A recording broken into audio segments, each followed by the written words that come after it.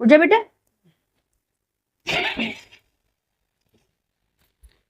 बेटा ये बहुत गलत बात है। बोलना क्या वो तो बताओ। तुम्हें बताते हैं। चलो चलते हैं मैकडोनल्ड, तुम्हारा फेवरेट चीज पिज्जा खाने के लिए।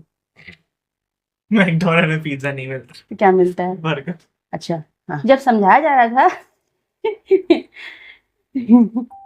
बेटा अब अपना मूड क्यों ऑफ किए हो? अब पछताने से क्या फायदा? समझा रहे थे तब तो अपने आप को दी बेस्ट मान रहे थे। अब समझ में आई कि मम्मी पापा क्यों कोई चीज के लिए समझाते हैं आजकल के बच्चों के लिए। तो हम मम्मी पापा तो बेवकूफ हैं, हमें तो अकल ही नहीं है आज की मॉडर्निटी की, और तुम लोग को बड़ी अकल है मॉडर्निटी की। तुम तो बहुत स्मार्ट हो और हम लोग ठहरे ओल्ड फैशन, है ना? अच्छा छोड़ो, अब जो हो गया सो हो गया, उसको लेकर के बैठे मत रहो, आगे मूव ऑन करो। हम इंसान हैं, भगवान तो है नहीं जो हमसे कभी कोई गलती ना हो बेटा। और अगर तुम अपना फ्यूचर बनाना चाहते हो, अपने मन में ये बात गांठ मान लो कि ये गलती जो तुमसे हुई है ये दोबारा रिपीट नहीं होगी। बस मुझे और तुम्हें कुछ नहीं समझाना। अब जल्दी से उठो, बढ़िया नहा धोकर चलो चलते हैं मैकडोनल्ड, तुम्हारा फेवरेट चीज बर्गर खाने के लिए। ठीक है, गेट रेडी। बेटा मैं तुझे कब से आवाज लगा रही हूँ, तुम यहाँ करके बैठी हो। वो अंकल आए हुए हैं बाहर, अच्छा नहीं लगता। कब से पूछ रहे हैं मानव कहाँ है, मानव कहाँ है। मैं क्या जवाब दूं उनको? हमारे घर कोई आता है तो हमें उसे रिस्पेक्ट देनी होती है। चलो जल्दी उनसे मिल करके आओ। क्या करूंगा मिलके, क्या बात करूंगा? पागल जैसा बैठा रहूंगा।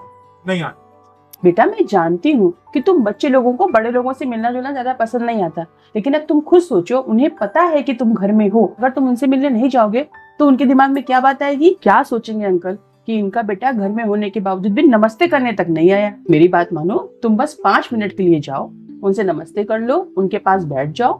5 मिनट बैठना बेटा, वो तुमसे कुछ पूछते हैं तो उनका अच्छे से जवाब देना। 5 मिनट बाद उठकर वहां से अपने रूम में चले जाना। बस इतनी सी बात है। क्या तुम इतनी सी बात नहीं कर सकते मेरे लिए? चलो शाबाश, उठ जा बेटा। अपने घर कोई आता है ना तो ऐसे बिहेव नहीं करते। उठ जाओ, शाबाश। बेटा आज तुमने फिर काम वाली आंटी से तुरड़ा करके बात की।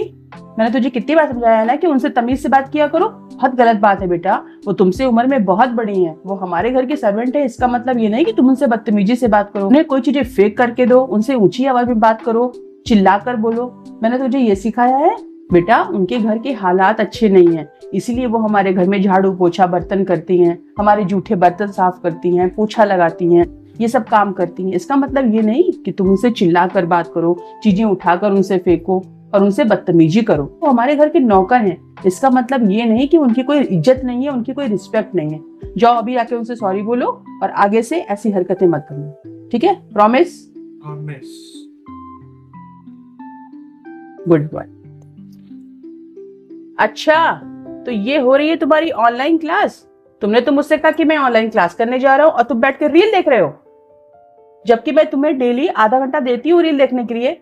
बेटा ये रील्स देखने से तुम्हारा फ्यूचर नहीं बनने वाला, फ्यूचर बनेगा तुम्हारा पढ़ाई से। आई बात समझ में? लाओ इधर तो मोबाइल।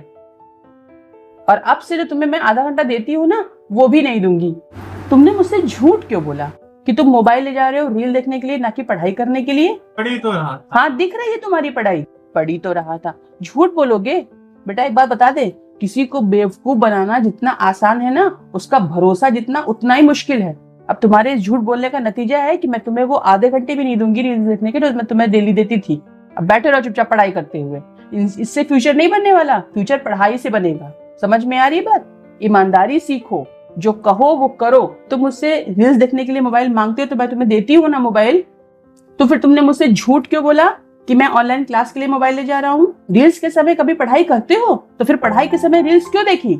झूठ मत बोलना, झूठ बोलना बहुत गंदी बात है। झूठ बोलने से तुम मेरा भरोसा तोड़ रहे हो। सॉरी मम्मा।